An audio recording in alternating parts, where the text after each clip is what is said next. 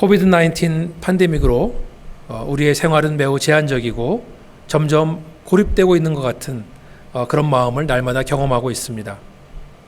그러나 모든 사람들이 집에 있다면 이 사회가 돌아갈 수 없기 때문에 이제 조금씩 원래의 모습으로 돌아오려고 노력을 하고 있습니다. 이제 새학년을 맞이해서 학교도 다시 시작합니다. 그리고 메이저리그 야구 경기도 제한적으로 다시 시작되었습니다. 애리조나주에서 발표하는 코비드-19 확진자 숫자도 그걸 봐도 그래프가 눈에 띄게 좋아지진 않지만 그래도 전반적으로 숫자는 내려가고 있다는 보고가 나오고 있습니다. 이러한 긍정적인 상황 속에서 우리 교회는 청지기 회의를 통해서 오는 8월 16일부터 제한적으로 교회에서 모여서 예배를 드리기로 했습니다. 여러분들 교회에 주일날 오시게 되면 먼저 교회 입구에서 예배 오시는 모든 분들의 열을 잴 생각입니다. 그리고 예배당에 들어오실 때에는 모두 마스크를 착용하셔야 됩니다. 또한 의자 배치도 가족들은 모여 앉을 수 있지만 다른 사람들과는 일정 거리를 띄워둔 채 예배를 드릴 예정입니다. 예배 중간에 찬송가도 많이 생략을 할 것입니다. 그리고 예배 끝난 다음에 다 함께 모여서 하는 친교 시간도 갖지 않을 예정입니다. 뭐 이렇게 복잡하고 어렵게 예배를 드려야 되나라고 생각할 수도 있지만 그러나 우리가 함께 모여서 하나님을 찬양하고 예배하는 것이 너무나 큰 기쁨이기 때문에 이렇게 일을 준비하고 있습니다. 이때부터 드려지는 예배에 여러분들 모두 필수로 오시는 것은 아닙니다. 안전에 대한 염려가 있든지 어린아이가 있으시든지 아니면 연로한 분이 있다면 실시간 예배로 혹은 녹화된 예배로 참여하실 수 있습니다. 그리고 만약에 이렇게 모여서 예배를 드리다가 혹시라도 불미스러운 일이 생긴다면 만약에 예배를 통해서 확진자가 발생한다면 우리 교회는 다시 온라인 예배로 들어갈 예정입니다. 그런 일이 생기면 안 되겠지만 적극적인 검사와 치료를 통해서 후속 조치에 최선을 다할 것입니다. 물론 우리 교회는 안전에 최선을 다하면서 이 일을 준비할 것입니다. 기도하기는 하나님께서 우리를 보호해 주셔서 아무런 안전사고가 생기지 않기를 바라는 것입니다. 위에서 기도 부탁드리겠습니다. 오늘 함께 나누는 말씀은 성경에서 아주 유명한 사건 바로 뒤에 일어난 일입니다. 그 유명한 사건이 무엇이냐 하면 바로 예수님의 제자인 시몬 베드로가 예수에 대해서 아름다운 고백을 하는 장면입니다. 베드로가 뭐라고 하냐 하면 마태복음 16장 10절을 보시면 이렇게 나와 있습니다. 주는 그리스도시요 살아계신 하나님의 아들이시니이다. 예수의 수제자였던 베드로는 예수님이 어떤 분인지를 정확히 알았습니다. 예수님은 베드로의 고백을 들으신 다음에 그를 축복하십니다. 예수님 말씀하시기를 베드로가 이러한 고백을 하게 된 것은 혈육이 아닌 즉 인간의 힘으로 한 것이 아니라 하나님의 은혜 때문이라고 말씀하십니다. 그리고 베드로의 믿음 위에 교회를 세우겠다고 말씀하십니다. 그리고 천국의 열쇠를 주겠다고 말씀하십니다. 어떤 사람들은 이 말씀을 근거로 베드로를 천주교의 일대 교황이라고 주장하기도 하지만 우리는 베드로와 동일한 믿음, 즉 주님은 그리스도이시고 하나님의 아들이라고 믿는 공동체, 즉 교회를 향한 축복의 말씀이라고 받아들이고 있습니다. 교회는 하나님께서 세우신 이 세상에 존재하는 유일한 구원의 도구입니다. 교회를 통해서 복음이 선포되며 교회를 통해서 사람들이 구원을 받기 때문에 교회에게 천국의 열쇠가 주어졌다고 믿습니다. 이 내용은 워낙 유명한 내용이라서 여러분들이 잘 아실 것이라고 생각합니다. 그런데 바로 다음에 나오는 사건은 많은 분들이 잘 모르시는 것을 저는 발견을 합니다. 베드로의 고백을 들으신 다음 예수님은 앞으로 일어날 일들에 대해서 말씀하시며 정확한 표현을 말하면 예수님이 제자들에게 당신이 앞으로 겪으실 일들을 가르쳤다라고 성경은 말하고 있습니다. 그 내용이 무엇입니까? 31절에 보니까 예수님은 이제 많은 고난을 받으실 것이고 제사장들과 서기관들에게 버림바가 될 것이고 십자가에서 죽으실 것이라고 나옵니다. 그리고 예수님은 3일 만에 부활하실 것이라고 말씀하십니다. 예수님께서 이 일들을 제자들에게 가르쳤다고 했는데 과연 제자들은 예수님이 하신 말씀을 한 번 듣고 모든 것들을 받아들였을까요?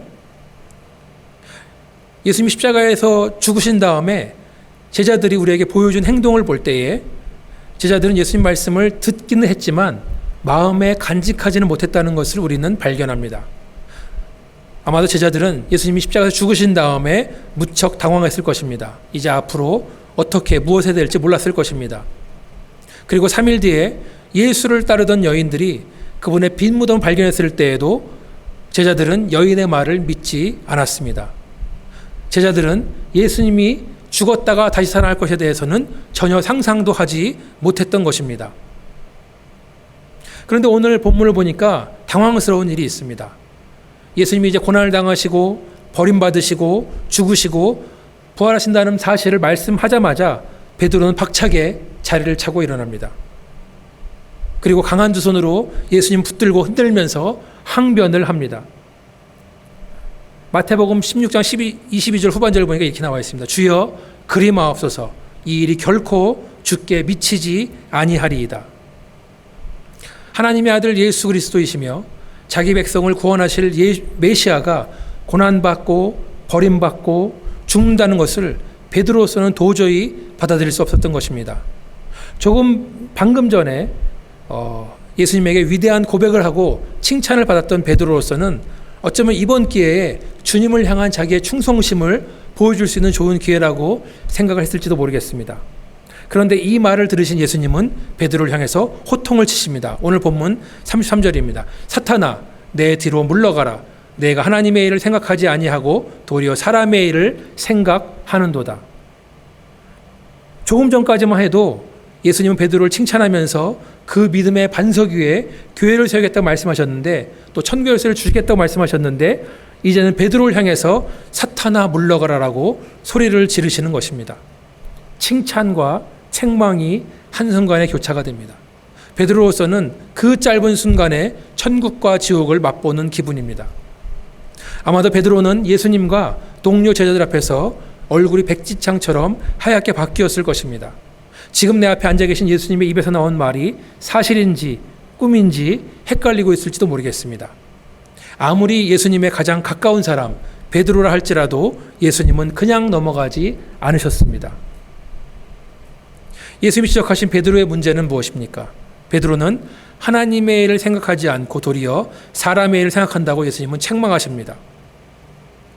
예수님 말씀하시는 하나님의 일이란 당신께서 이 땅에서 많은 고난을 받고 장로들과 대제사장들과 서기관들에게 버림을 당하시고 십자가에서 죽으시고 3일 만에 부활하시는 것입니다.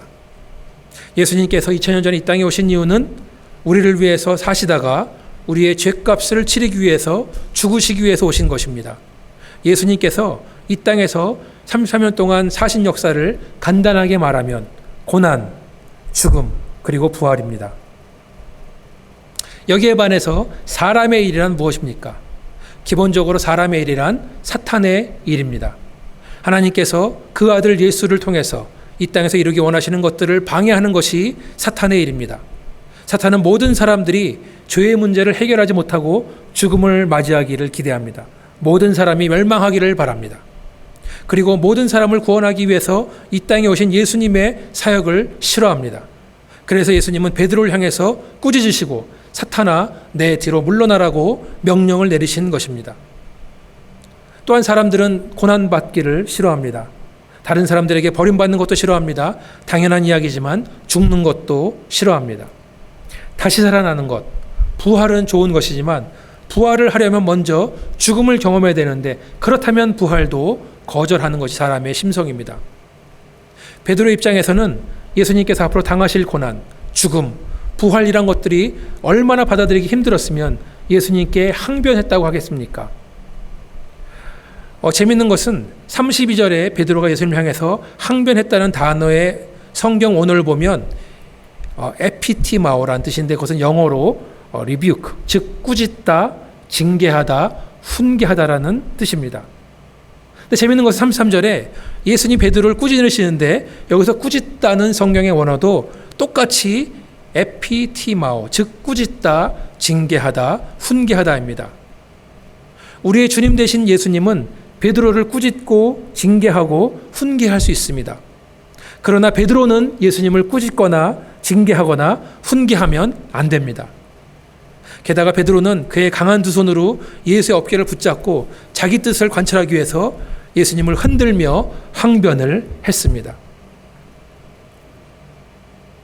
베드로가 꿈꾸던 신앙생활이라는 것은 아마도 행복이 가득한 삶, 아무런 고난과 어려움이 없는 삶, 이 땅에 살면서 아무런 갈등도 없고 많은 사람들로부터 환영을 받고 유명해지는 것인지도 모르겠습니다. 그 생각은 예수님은 이 세상을 구원하실 그리스도이시고 살아계신 하나님의 아들이라고 고백할 때에도 똑같았습니다. 그는 예수님 고백하면서 어쩌면 화려하고 아름다운 기독교를 꿈꾸었는지도 모르겠습니다. 그러나 예수님 말씀하시는 것은 달랐습니다.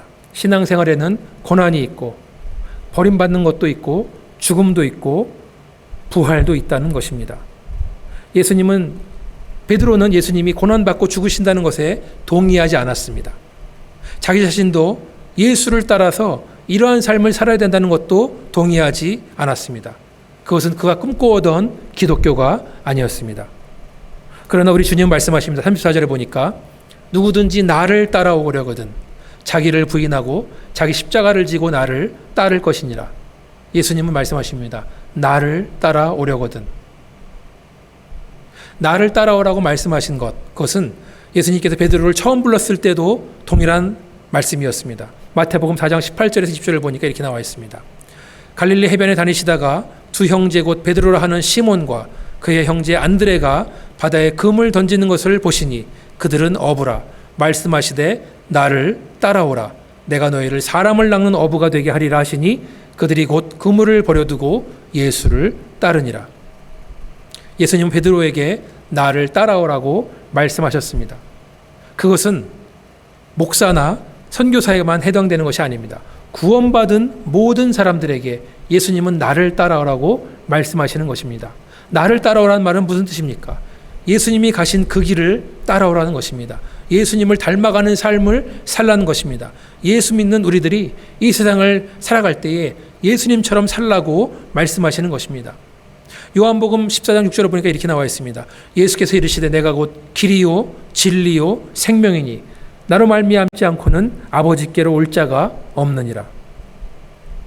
예수님 가신 길을 따라가야 우리가 하나님을 만날 수 있다는 것입니다. 예수님 가신 길을 벗어나서는 하나님께 갈 수 없다는 말씀입니다. 예수님 가신 길을 따라가려면 무엇을 해야 합니까? 예수님 먼저 우리에게 자기를 부인하라고 말씀하셨습니다. 자기를 부인한다는 것은 다른 말로 하면 하나님을 인정한다는 것입니다. 그것은 내 인생의 주인은 내 자신이 아니라 하나님이라는 것을 말하는 것입니다. 하나님이 내 인생의 주인이 되셔서 나를 다스려 주시고 나는 그저 하나님의 뜻에 순종하는 인생이 되겠다고 고백하는 것입니다. 그러나 이 말을 듣고 있던 베드로는 자기를 부인하는 것이 아니라 예수를 부인한 경험이 있었습니다. 그게 언제입니까? 나중에 예수께서 잡히시던 밤이었습니다. 그날 밤에 예수님은 미리 베드로에게 경고합니다. 마태복음 26장 31절에 보니까 오늘 밤에 너희가 다 나를 버리리라. 근데 그 말을 들은 베드로는 그때에도 벌떡 자리에서 일어나서 이렇게 말합니다. 여기 있는 모든 사람들이 예수를 배반할지라도 나만은 배반하지 않겠습니다라고 다짐을 합니다. 그러나 베드로는 그날 밤에 결국 예수님과 가장 가까운 자리에서 예수를 모른다고 배반하고 그분을 저주하고 욕했다는 것을 우리는 알 수 있습니다. 오늘 본문 31절에 버림바 되어라는 말이 나오는데 문맥상으로는 장로들, 대제사장들, 서기관들에게 버림받은 것이지만 여기에는 예수님의 모든 제자와 그리고 오늘 설교 말씀을 나누고 있는 저와 여러분을 포함한 모든 사람들이 들어있는 줄 믿습니다. 우리는 모두 예수를 배반했던 사람들, 예수를 버렸던 사람들입니다. 그러나 예수님의 사랑하심과 기다리심과 오래 참으심으로 베드로가 돌아온 것처럼 저와 여러분도 다시 예수님께 돌아오게 된 줄 믿으시면 아멘 하시길 바라겠습니다. 아멘. 자기를 부인한다는 것은 두 번째로 다른 사람을 인정한다는 뜻입니다. 우리는 여러 가지 문제와 이유들 가지고 다른 사람들과 충돌을 합니다. 자기의 생각만이 옳은 것 같고 다른 사람들의 생각은 모두 틀린 것 같습니다. 자기만 정확히 알고 있고 다른 사람들은 잘 모른다고 생각을 합니다. 그러다 혹시 자기 자신이 틀린 것을 발견해도 끝까지 고집을 부리고 다른 사람을 인정하지 않습니다. 자기의 뜻만 관철시키려고 온갖 노력을 다합니다. 그러나 성경 우리에게 자기를 낮추고 남을 높이라고 말합니다. 자기를 높이는 자는 낮아질 것이고 자기를 낮추는 자는 결국 높아지는 줄 믿습니다. 지금 이 순간 누구와 말싸움이나 의견 충돌에서 이기는 게 중요한 게 아닙니다. 자기를 낮추시고 십자가에서 죽기까지 복종하신 예수의 겸손을 배워야 되는 줄 믿습니다. 또한 예수님은 자기 십자가를 지고 따르라고 하셨습니다. 누가복음 9장 23절에 보니까 똑같은 문장에 날마다라는 단어가 하나 더 들어있습니다. 날마다 자기 십자가를 지고 따르라 이렇게 말하고 있습니다. 한 번 십자가를 지고 따라가는 것, 일회성으로 되는 것이 아니라 날마다 자기 십자가를 지고 따라야 한다는 것입니다. 십자가란 바로 무엇입니까? 십자가는 예수님이 가신 길을 따라가면서 생기는 고난을 말하는 것입니다. 그리고 십자가는 죽음을 말하는 것입니다. 여러분들 예수께서 죽으실 때 먼저 매를 맞으시고 십자가를 진 다음에 그걸 끌고 골고다까지 올라가는 것 기억하시죠? 그것이 그 당시에 가장 흉악한 범죄를 지은 죄수를 다루는 방법이었습니다. 근데 예수님께서는 그 십자가를 지고 따라오라고 말씀하시는 겁니다. 물론 죽음에는 두 가지 종류의 죽음이 있습니다. 하나는 실제적인 죽음을 말하는 겁니다. 육체적인 죽음을 말하는 겁니다. 또 하나는 자기 스스로 죽이는 것, 즉 자기 부인과 같은 것입니다. 사도 바울은 고린도전서 15장 31절에서 이렇게 고백합니다. 형제들아, 내가 그리스도 예수 우리 주 안에서 가진 바 너희에게 대한 나의 자랑을 두고 단언하노니 나는 날마다 죽노라. 훌륭한 믿음을 가졌던 사도 바울도 늘 자기 자신과의 싸움에서 힘든 사람이었습니다. 그는 계속해서 자기 안에 솟아나는 죄성, 욕심, 고집, 자기주장, 인간적인 계획, 교만들을 발견합니다. 그리고 그것을 죽이기 위해서 매일같이 싸우고 있다고 고백을 합니다. 로마서 8장 12에서 14절을 보니까 이렇게 나와 있습니다. 그러므로 형제들아 우리가 빚진 자로 돼 육신에게 져서 육신대로 살 것이 아니니라. 너희가 육신대로 살면 반드시 죽을 것이로되 영으로서 몸의 행실을 죽이면 살리니 무릇 하나님의 영으로 인도함을 받는 사람은 곧 하나님의 아들이라. 자, 구원받은 우리 안에는 매일같이 전쟁이 일어나고 있습니다. 예수를 믿기 전에는 전쟁이 없었어요. 왜냐하면 우리 모두 육신에 놓여있기 때문에 우리는 모두 육신에 따라서 마음대로 살아왔습니다. 그러나 구원받은 이후에는 하나님의 영이신 성령께서 우리 안에 들어오셨습니다. 그때부터 우리 안에서는 영적인 전투가 시작되었습니다. 그리고 그 전투는 우리 육신이 죽을 때까지 계속된다는 말씀입니다. 따라서 우리는 성령의 도우심으로 육신의 행실을 죽여야 됩니다. 사도 바울처럼 날마다 나를 죽이는 노동과도 같은 일을 해야 한다는 것입니다. 오늘 본문 35절 38절까지는 자기를 죽이는 것에 대해서 구체적으로 말씀을 해주고 있습니다. 35절에 보니까 누구든지 자기 목숨을 구원하고자 하면 잃을 것이요 누구든지 나와 복음을 위하여 자기 목숨을 잃으면 구원하리라. 많은 사람들이 이 말씀을 임진왜란 때 이순신 장군이 한 말과 헷갈려 합니다. 사즉생 생즉사. 전쟁에서 죽고자 하는 자는 살 것이요 살고자 하는 죽을 것이다. 다시 말해서 죽을 각오를 하고 전쟁에 임하라는 말입니다. 그럴듯해 보입니다.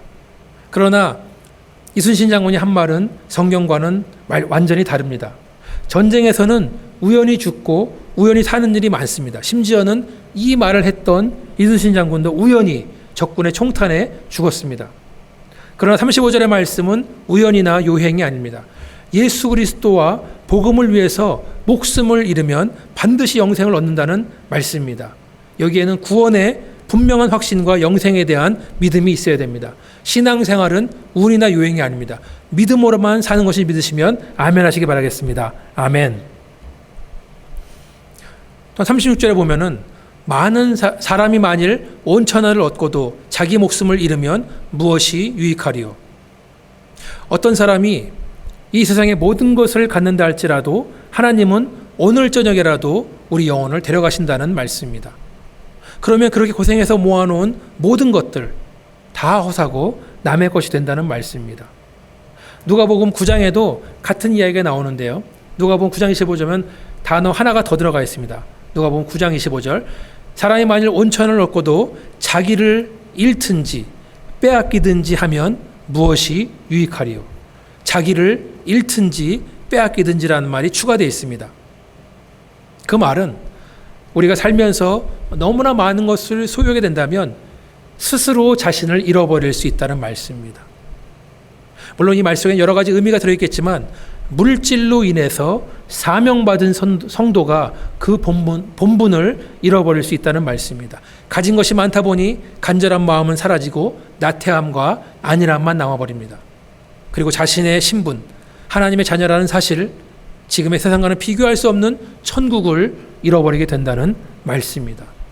21세기를 살고 있는 우리들에게 주는 경고의 말씀인 줄 믿습니다. 37절에 보니까 사람이 무엇을 주고 자기 목숨과 바꾸겠느냐. 이 세상에 어떤 것보다 우리의 생명이 중요하다는 것입니다. 그런데 사람의 힘으로는 자기의 목숨을 죽음에서 건질 수가 없습니다. 그러면 이 구절에는 어떤 뜻이 들어있습니까? 이 말씀을 역으로 생각할 때에 예수님께서 자신의 목숨과 우리의 목숨을 바꾸셨다는 말씀입니다. 예수님은 우리를 살리기 위해서 자기 목숨을 아낌없이 주셨다는 것입니다. 그리고 예수님 외에는 어느 누구의 생명으로도 우리의 목숨과 바꿀 수 없습니다. 오직 예수님만이 우리를 살리시는 줄 믿습니다. 그리고 38절에 보니까 누구든지 이 음란하고 죄 많은 세대에서 나와 내 말을 부끄러워하면 인자도 아버지의 영광으로 거룩한 천사들과 함께 올 때에 그 사람을 부끄러워하리라. 예수님은 이 세대에 대해서 말씀하십니다. 지금도 그렇지만 2000년 전의 세대에도 음란하고 죄 많은 시대였습니다. 그렇지만 첫 번째 말하는 죄 많은 세대와 대조되는 때가 있습니다. 그것은 뒤에 나오는 예수께서 아버지 영광으로 거룩한 천사들과 함께 오시는 때, 미래에 오게 될 심판의 때를 말합니다.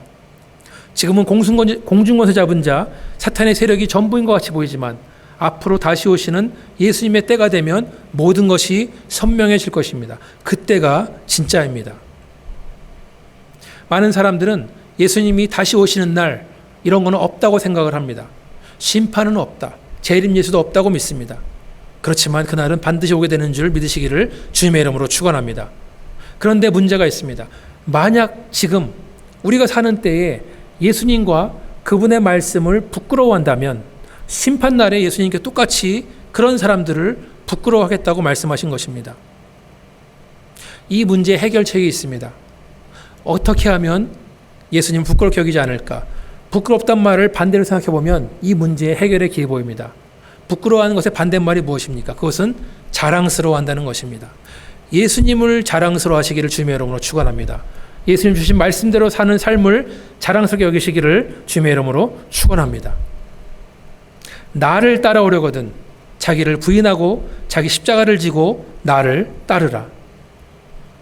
자기를 부인하고 자기 십자가를 지고 예수님이 가신 길을 따라가는 것, 이것이 우리에게 주어진 명령인 줄 믿습니다.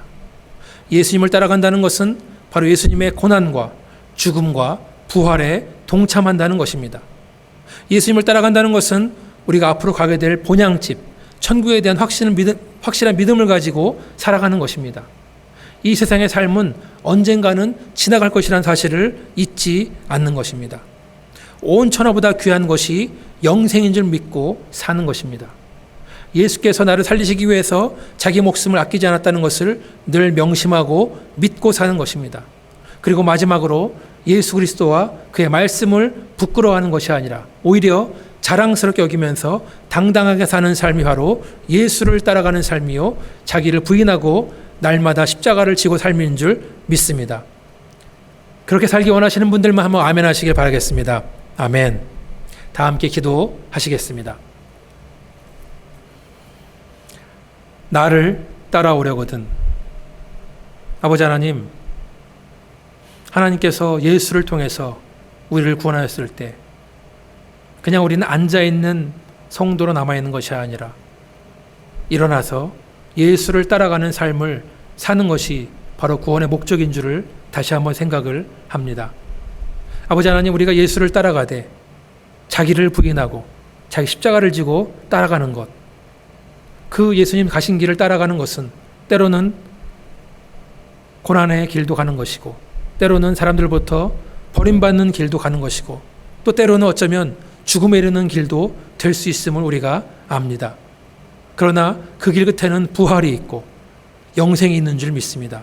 아버지 하나님, 우리가 이 일에 헌신할 수 있도록 하나님 도와주시고 예수를 따르는 삶, 예수를 닮아가는 삶, 천국을 바라보고 소망을 품고 사는 삶 살 수 있도록 하나님 도와주시옵소서. 그러한 믿음으로 이 팬데믹을 이길 수 있도록 하나님 도와주시옵소서. 이 모든 말씀을 예수 이름으로 기도했습니다. 아멘.